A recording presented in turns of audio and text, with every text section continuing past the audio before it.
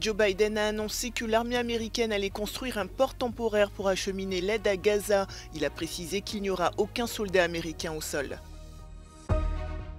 Après avoir été limogé du poste de commandant en chef de l'armée, le populaire Valéry Zaloujny a été nommé ambassadeur d'Ukraine au Royaume-Uni. C'est désormais officiel, l'organisation du traité de l'Atlantique Nord, l'OTAN, s'élargit à un 32e membre, la Suède.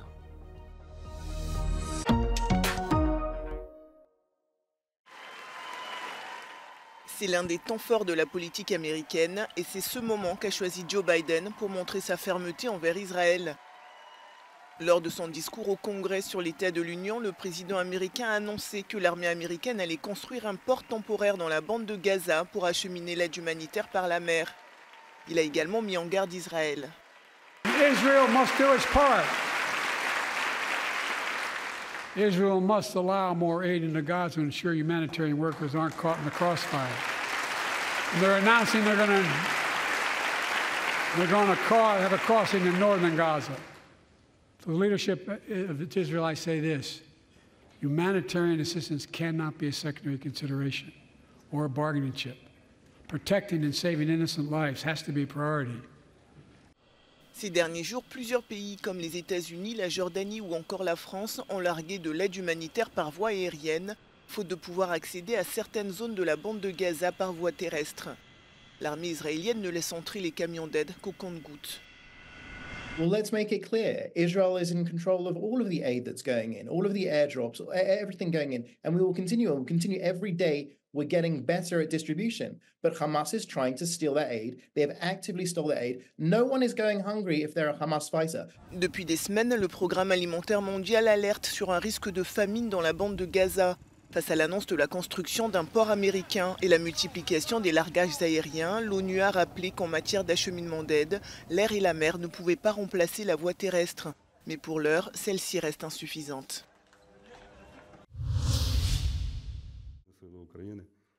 Après avoir été limogé il y a quelques jours, l'ex-commandant en chef des forces armées ukrainiennes va s'installer à Londres. Valéry Zaloujny a été nommé à un nouveau poste, celui d'ambassadeur au Royaume-Uni. Volodymyr Zelensky l'avait démis de ses fonctions fin février après l'échec de la contre-offensive ukrainienne et à cause de tensions entre les deux hommes. Генерал Валерій Залужний говорив мені саме про такий напрямок для себе – дипломатичний. Міністерство закордонних справ України направило відповідний запит на Агреман. Наше союзництво з Британією має тільки зміцнюватись. Ces derniers mois, Londres a intensifié son soutien à Kiev. Lors d'une visite en Ukraine jeudi, le ministre britannique de la Défense a annoncé la livraison de plus de 10 000 drones cette année. Au total, depuis février 2022, le Royaume-Uni s'est engagé à mobiliser plus de 8 milliards d'euros pour soutenir l'Ukraine face à la Russie. L'armée britannique a livré de nombreuses armes à Kiev et a également formé des milliers de soldats ukrainiens sur son sol. À Londres, le nouvel ambassadeur ukrainien aura principalement pour mission de consolider ses liens entre l'Ukraine et le Royaume-Uni. Alors que son armée se défend difficilement sur le front, le président Zelensky poursuit sa quête de soutien. Ce vendredi, il est attendu en Turquie pour rencontrer Recep Tayyip Erdogan. La fin de 2 siècles de non-alignement. Jeudi, la Suède scelle son adhésion à l'OTAN. Stockholm s'était porté candidat en 2022 après l'invasion russe de l'Ukraine. Russia will stay a serious threat to the Euro-Atlantic security for the foreseeable future. It was in this light that Sweden applied to join the NATO Defense Alliance. Avec son 32e membre, l'alliance est plus forte et sûre, salue son secrétaire général Jens Stoltenberg. L'adhésion de la Suède, après celle de la Finlande l'an dernier, signifie que tous les pays bordant la Baltique, à l'exception de la Russie, sont désormais membres de l'OTAN.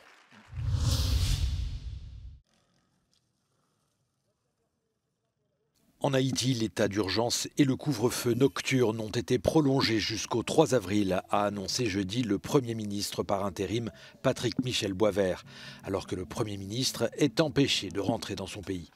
Durant cette période, toutes les manifestations publiques sont interdites et les contrevenants seront arrêtés. Haïti est plongé dans le chaos politique et fait face à un regain de violence de la part des gangs armés qui réclament la démission du gouvernement.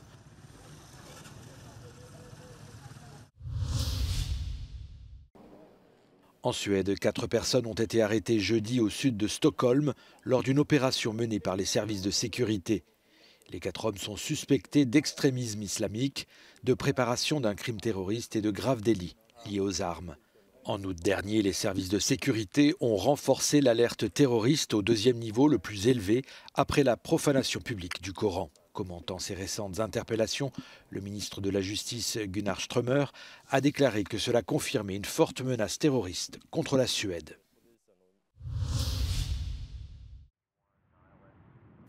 Aux États-Unis, un Boeing 777 de la compagnie United Airlines a perdu un pneu lors d'un décollage de San Francisco. La roue s'est détachée et est tombée sur le parking des employés de l'aéroport.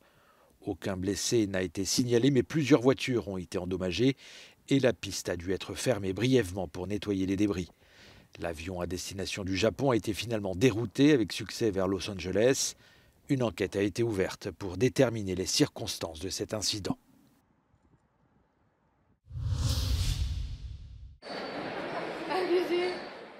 L'Arco, foire d'art contemporain de Madrid, poursuit sa mue. Alors que le monde de l'art est longtemps resté un précaré masculin, cette année, la foire expose une proportion record d'œuvres réalisées par des artistes féminines.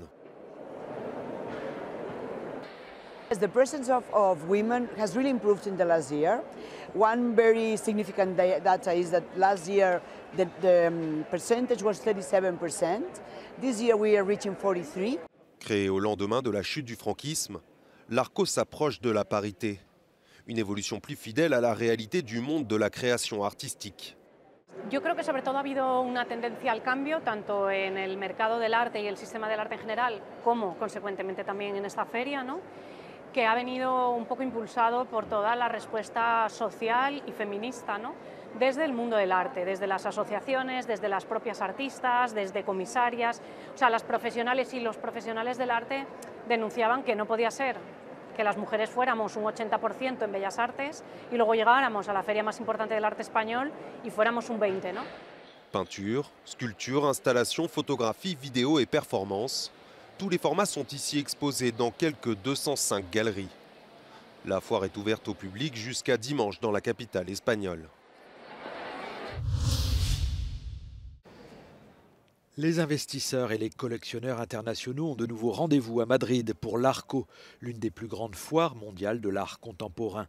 Cette année, plus de 200 galeries de renom ont répondu présent et quelques 350 collectionneurs ont été invités. Certaines œuvres à vendre avoisinent les 3 millions d'euros.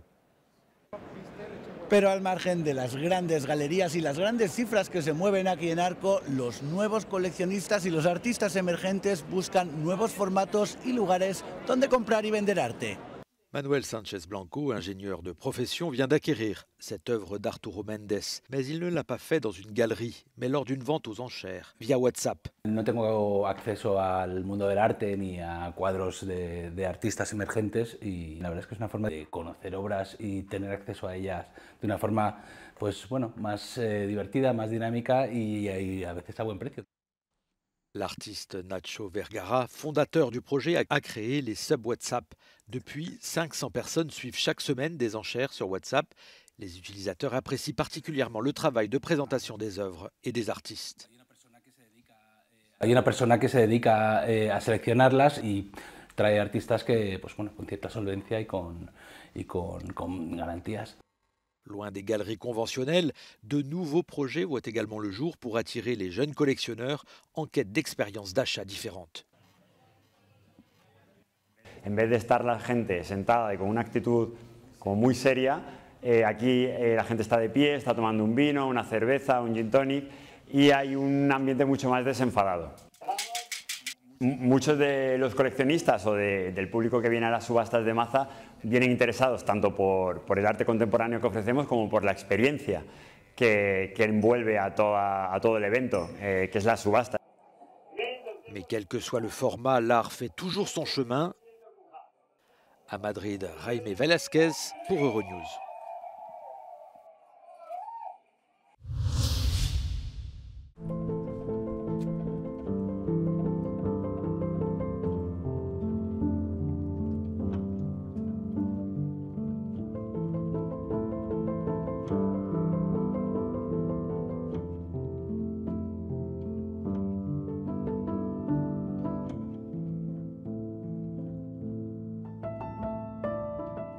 Kindergarten ist gleich bei mir, gegenüber von mir. Die Schule ist 10 Minuten zu Fuß. 2 Minuten bin ich im U-Bahn.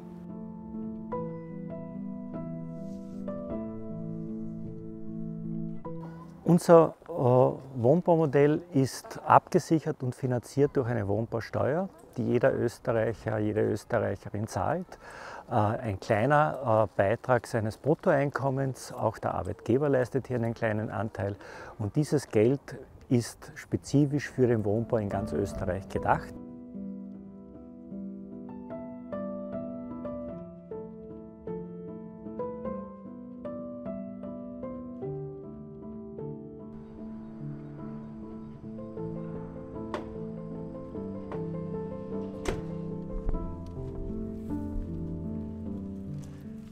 We used to have 2/3 of all apartments being built by social housing 10 or 15 years ago. Now it's the other way around. 2/3 of all apartments are being built by private investors, and the result is higher housing prices, of course. And we should try to turn it around again. Main solution would be to get more land and yes, and more opportunities to build new social housing.